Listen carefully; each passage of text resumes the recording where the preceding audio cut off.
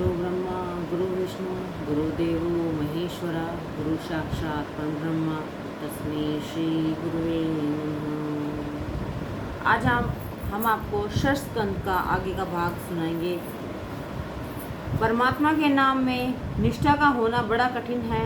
नाम स्मरण के समय जीभ रुक जाती है, पाप जीभ को पकड़े रहता है। घर में पग पग पर भगवान का नाम लो तो पग पग पर यज्ञ का पुण्य प्राप्त होता है। यूँ तो यह दिखाता है अतिशय सुलभ है और कठिन। नाम में अटल निष्ठा रखो। परमात्मा के नाम का सतत जप करने की आदत होगी तो मृत्यु भी उजागर होगी। जब तो जनाबाई ने किया था। जनाबाई गोबर के उपले बनाती थी और उन्हें कोई चुरा कर ले जाता था। जनाबाई ने नामदेव से इस विषय में फरियाद की। नामदेव ने कहा, उपले तो सभी के एक से ही होते हैं, ये तेरे हैं, ये कैसे जाना जा सकता है। जनाबाई ने कहा कि यह तो बड़ी आसान बात है। उपले को कान के पास लाने पर उसमें से विठल विठल ऐसी ध्वनि सुनाई दे तो समझ लेना कि वे मेरे ही हैं। जनाबाई उपले बनाने के समय बड़ी लगन से विठल का नाम जाप करती थी, जबकि आदत मृत्यु को उजागर करती है, जबकि बिना जीवन सुधरता नहीं। जीवन में कथा मार्गदर्शिका है। वह मनुष्य को अपने सूक्ष्म दोषों का भान कराती है, किंतु उसका उद्धार तो नाम जाप के नाम स्मरण से ही होता है। भगवान का नाम ही परमात्मा का स्वरूप है। नाम के आश्रय से पापों का भी विनाश होता है। सिद्धांत दृष्टांत के बिना बुद्धिग्रह नहीं हो पाता। अतः इस सिद्धांत को समझने के लिए अजमिल का दृष्टांत कहा गया है। अजा का अर्थ है माया और माया का में फंसा हुआ जीव ही अजमिल है। अजमिल अनेक प्रकार के पाप करके जीवन यापन करता था। यह अजमिल पहले तो मंत्र वेता, सदाचारी और पवित्र व्यक्ति था। एक दिन वह वन में गया था। रास्ते में उसने देखा कि एक शूद्र वैश्या के साथ काम क्रीड़ा कर रहा है। वैश्या की साड़ी सरक गई थी, अतः उसका स्वरूप उभरा हुआ दिखता था। इस दृश्य को देखने से अजमिल का कामवश हो गया और कामाद हो गया। वैश्या के ऐसे लुभावने रूप को देखकर अजमिल का मन भ्रष्ट हो गया। कामाद अजमिल वैश्या के घर गया और उसे समझा बुझाकर अपने घर ले आया। वह पापाचार करने लगा। एक बार एक कुछ साधुजन घूमते फिरते अजमिल के घर आए। वैश्या ने देखा कि संत आए हैं तो उन्हें अन्नदान किया। वैसे तो वैश्या का अन्न ग्रहण करने का शास्त्रों ने निषेध किया है, किंतु साधु जानते नहीं थे कि अन्नदात्री नारी वैश्या है। उन्होंने रसोई बनाई और भोजन भी कर लिया। साधुजन ने जिससे अन्न ग्रहण करते हैं उसका कल्याण भी करते हैं। वैश्या के कहने पर अजमिल ने साधुओं का वंदन किया। साधुओं ने कहा, तेरे घर में से भोजन तो मिल गया, किंतु दक्षिणा अभी तक बाकी है। तो अजमिल ने कहा, मेरी यही दक्षिणा है कि मैंने अब तक तुम्हें लूटा ही नहीं है। मैं किसी भी साधु को धन नहीं देता और कुछ मांगो तो दूंगा। वैश्या शर्माग थी। साधुओं की इच्छा थी कि अजमिल का कल्याण हो जाए, तो उन्होंने कहा, तेरे घर एक पुत्र का जन्म होगा, उस पुत्र का नाम नारायण रखना। अजमिल ने साधुओं से पूछा, महाराज मैं अपने पुत्र का नाम नारायण रख लूं तो उससे आपको क्या लाभ होगा। साधुओं ने कहा, हमारे भगवान का नाम नारायण है, अतः यह नाम सुनकर हमें आनंद होगा और तुझे भगवान का स्मरण होता रहेगा। अजमिल ने कहा, ठीक है, मैं अपने पुत्र का नाम नारायण रख दूंगा। अजमिल ने के घर पुत्र का जन्म हुआ, उसका नाम रखा गया नारायण। स्नाति और प्रति माता का प्रेम कुछ विशेष होता ही है। अजमिल बार बार नारायण को पुकारता रहता। नारायण नाम लेने से उसे आदत सी हो गई थी। अतिशय पापी, अतिशय कामी व्यक्ति अपनी पूरी आयु जी नहीं सकता। अजमिल के अभी 12 वर्ष शेष थे और उसे लेने के लिए यमदूत आदम के मृत्यु काल समीप आ गया। अपने छोटे से पुत्र नारायण के प्रति उसकी अतिशय आसक्ति थी, अतः उसे नाम लेकर पुकारने लगा, नारायण नारायण। उसका नारायण तो नहीं आया, किंतु वहाँ विष्णु दूत आ पहुँचे। उन्होंने यमदूतों से कहा कि अज़मिल को वे छोड़ दे। यमदूतों ने कहा, अज़मिल का चरित्र भ्रष्ट है, अतः वे जीने के लिए अपात्र है। विष्णु दूतों ने कहा, यह सच है कि अज़मिल ने पाप किए हैं, किंतु भगवान का नाम लेकर उसने अपने पापों का प्रायश्चित भी तो किया है। इस कारण कुछ पाप जल गए, अतः इसे अब जीने दो। उसकी आयु 12 वर्ष अब शेष है। यमदूतों ने कहा, अज़मिल ने नारायण नारायण तो कहा है, किंतु वैकुंठवासी नारायण को नहीं, अपने पुत्र नारायण को पुकारा है। विष्णुदूतों ने कहा, उसके मुख से भगवान का नाम अनजाने में नहीं निकल पड़ा। अग्नि पर अनजाने पर भी पैर पड़ जाए तो भी जलन होती है, इसी प्रकार अनजाने में भी यदि प्रभु का नाम लिया जाए तो कल्याण ही होता है। भगवान का नाम अनजाने में लेने पर भी उसका फल मिलता ही है। अज़मिल ने नारायण शब्द से चाहे अपने पुत्र को ही पुकारा हो, किंतु इस बहाने भी भगवान का नाम का उच्चारण तो हो ही गया। बड़े बड़े महापुरुष भी जानते हैं कि संकेत से, परिहास से, तान के आलाप के समय किसी की अवहेलना करने में भी यदि भगवान का नाम उच्चारण हो जाए तो उसके पाप नष्ट हो जाते हैं। जो मनुष्य गिरते समय पैर के फिसलने पर, अंग भंग होने पर, ताप्ती के दाह पर, चोट लगने पर, यानी कैसी भी विविधतावश भगवान के नाम की हरि हरि शब्द का उच्चारण करता है, वह नरक की यातना का पात्र नहीं रह जाता। वाल्मीकि रामायण में लिखा है कि मृतमा के पीछे हाय हाय अधिक करने की मृततमा को कष्ट होता है, उसे दुख होता है। हरि हरि बोलने से उसका फल मृतात्मा को मिलता है। विष्णुदूतों ने अज़मिल को यमदूत के बंधन से मुक्त किया और उसका उद्धार हो गया। अब मृत्यु टल सकती है और पर महामृत्यु नहीं। अलापायु के शेष होने पर पाप के कारण आने वाली अपमृत्यु को सत्कर्म से टाला जा सकता है। अज़मिल की अपमृत्यु टल गई। अज़मिल बिछोने में सोया हुआ सब कुछ सुन रहा था। सब देखकर उसे अतिशय पश्चाताप हुआ। हृदय से प्रायश्चित करने के कारण उसके सारे पाप जल गए। उसके बाद से वह सब कुछ छोड़कर भगवत स्मरण करने लगा। भगवान की भक्ति करने वालों को इहलोक और परलोक दोनों में मान प्राप्त होता है। भगवान का कीर्तन करने से अज़मिल भगवत धाम से पहुंचा गया। भगवान के नाम का आसरा लेकर वह तर गया। अज़ा का अर्थ है पहले माया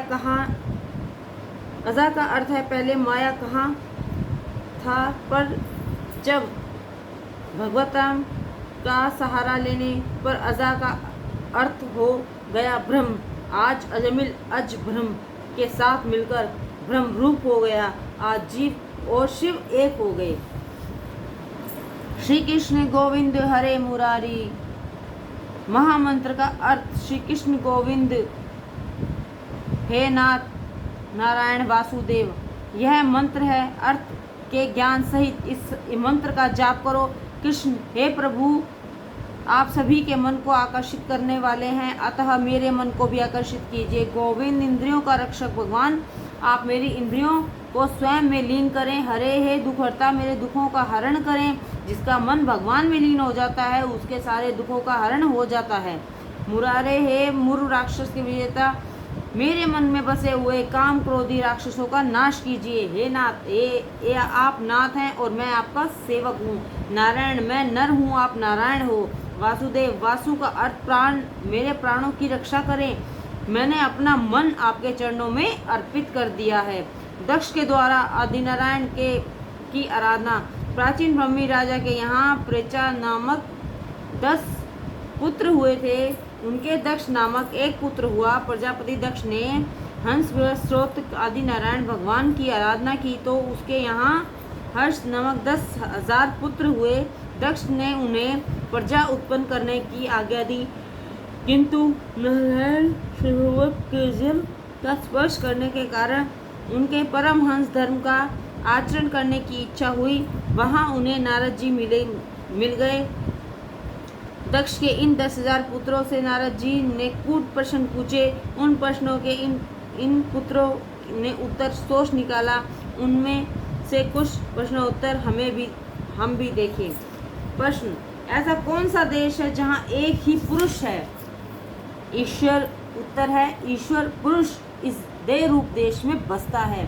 प्रश्न: ऐसी कौन सी गुफा है जिसमें प्रवेश तो किया जा सकता है किंतु बाहर नहीं आया जा सकता?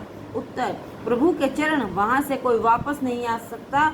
यतः गता न निवृत्ते। प्रश्न: वह कौन सी नदी है जो परस्पर विरुद्ध दिशा में बहती है? उत्तर: संसार। संसार रूपी नदी प्रवृत्त विषयों की ओर खींचकर ले जाती है और निवृत्त प्रभु की प्रति बहाकर ले जाती है। प्रश्न: सिर पर जो चक्र मंडरा रहा है वह कौन सा चक्र है और क्या है? सभी जीव के सिर। उत्तर: सभी जीव के सिर पर काल चक्र मंडराता रहता है। नारद जी के कूट प्रश्नों की चर्चा विचारणा करते हुए वे 10,000 पुत्र मोक्ष मार्ग की ओर प्रवृत्त हुए। सभी को नारद जी ने संन्यास की दीक्षा दी।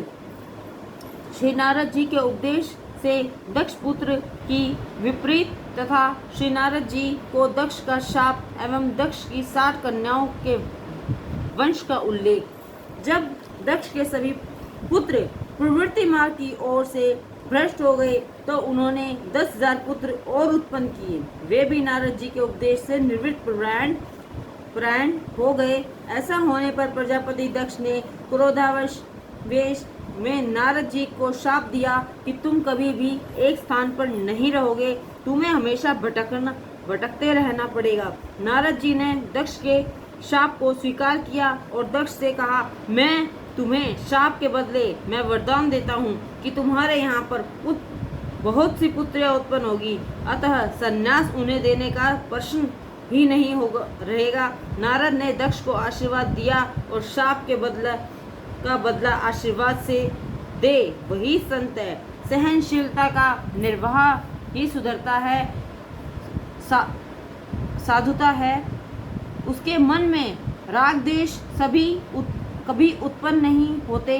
ब्रह्म ने भी सभी इंद्रियां बहिर्मुख बनाई हैं। ये इंद्रियां जब अंतर्मुख हो जाती हैं तभी आनंद की प्राप्ति होती है और तभी जीव और शिव का मिलन होता है। जब तक ब्रह्म द्वारा बंद नहीं करोगे तब तक अंश के द्वार खुल नहीं पाएंगे। सुखदेव जी वर्णन करते हैं, राजन, फिर आगे चलकर दक्ष के घर 60 कन्याओं का जन्म हुआ। इनमें से अदिति के घर 12 संतानें हुई। उनमें से एक का नाम त्वष्टा। इस प्रजापति त्वष्टा के पुत्र उत्पन्न हुआ विश्वरूप। बृहस्पति द्वारा देवताओं का त्याग और विश्वरूप का देवगुरु रूप में वर्ण। एक दिन जब इंद्र सिंहासन पर बैठे हुए थे तो वहाँ बृहस्पति आए। उन अपने और सारे देवों के गुरु बृहस्पति का आगमन हुआ, फिर भी इंद्र ने आसन से उठकर उनका स्वागत नहीं किया। बृहस्पति मान की अपेक्षा रखते हैं, धन की नहीं। ऐसे अपमान के कारण बृहस्पति देवों का त्याग किया और इंद्र को शाप दिया कि तू दरिद्र होगा, संपत्ति के मद में शुद्ध बुद्ध और ज्ञान भान भूला हुआ है। व्यक्ति दरिद्र होने पर ही सियाना होता है। दैत्यों ने तो इसे शुभ प्रसंग माना और देवों के साथ युद्ध शुरू कर दिया। उन्होंने स्वर्ग को जीत लिया। पराजित देवगण ब्रह्मा के पास पहुँचे। ब्रह्म ने देवताओं को कड़ा उलाहना दिया क्योंकि वह पराजय तो उस ऋषि के अपमान का ही फल था। उन्होंने ऋषि ब्राह्मणों की सेवा करने का उपदेश देते हुए कहा, किसी ब्रह्मनिष्ठ ब्राह्मण को गुरु मानकर उसे बृहस्पति आसन दो। देवों ने पूछा, ऐसा ब्रह्मनिष्ठ ब्राह्मण कौन है? ब्रह्मा ने कहा, प्रजापति के पुत्र त्वष्टा। उनका पुत्र विश्वरूप ब्रह्मनिष्ठ है। विश्वरूप सभी जड़ चेतन में ईश्वर की झलक देखता था। शत्रु को भी शत्रु भाव से नहीं, ईश्वर भाव से देखो। सभी के प्रति सद्भाव रखना कठिन है। मार्ग में किसी सौभाग्यवती नारी का दर्शन होने पर तो लक्ष्मी जी की भावना मन में उत्पन्न हो जाएगी, किंतु विधवा मिल जाए तो झुंझलाहट से आंखें फेर लेते हैं। वे यूँ नहीं सोचते कि विधवा भी तो गंगा के समान पवित्र है। नारायण कवच का वर्णन विश्व रूप ब्रह्म ज्ञानी तो था ही, ब्रह्मनिष्ठ भी था। ब्रह्म दृष्टा ही ब्रह्म उपदेश कर सकता है। इसी ब्रह्म रूप के सहारे देवों ने दैत्यों का प्रारंभ किया। दैत्य कौन है? काम क्रोध आदि की ही देते हैं।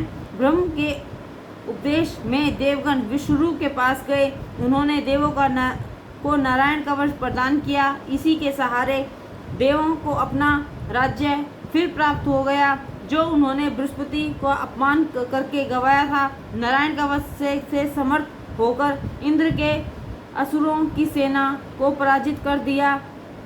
योद्धा संग्राम में जाते हुए लोहे का कवच बख्तर धारण करता है। इसी प्रकार नारायण कवच का मंत्रात्मक बख्तर है। इस मंत्र का जप करने वाले को चाहिए कि वह पहले न्यास करे, शरीर के प्रत्येक अंगों का न्यास करके इस मंत्र का जप करना, जो नारायण कवच कहलाता है। जल के अंदर रहने वाले जलचर जंतुओं से वो वरुण पिंड पाश से